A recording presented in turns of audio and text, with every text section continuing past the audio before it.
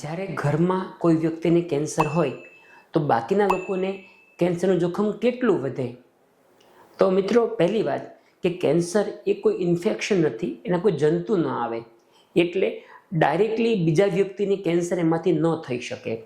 આ હું એટલા માટે ખાસ કહું છું કે જ્યારે ઘરમાં કોઈ વડીલને કેન્સર હોય તો એને બાળકોથી દૂર રાખવાની જરૂર નથી.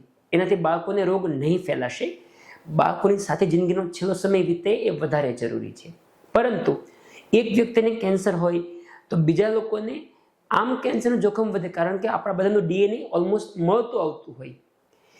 એટલે ફેમિલી હિસ્ટ્રી જેની હોય એ લોકોને અમુક ટકા જોખમ વધી જાય. મોટા આંતરડામાં જોખમ થોડું વધારે હોય, પેન્ક્રિયાઝમાં જોખમ હોય, મોઢામાં અનળીમાં જોખમ ઓછું હોય છે. હવે કરવાનું શું છે આના માટે? તો ઘરમાં જો કોઈ વ્યક્તિને કેન્સર હોય ને તો તમે એ કેન્સરના શરૂઆતના સ્ટેજના લક્ષણો જાણી રાખો. તમને એ લક્ષણો થોડા પણ દેખાય તો તુરંત ડૉક્ટરનો સંપર્ક કરો, જેથી તમારા કેસમાં એ નિદાન જલ્દી થઈ જાય.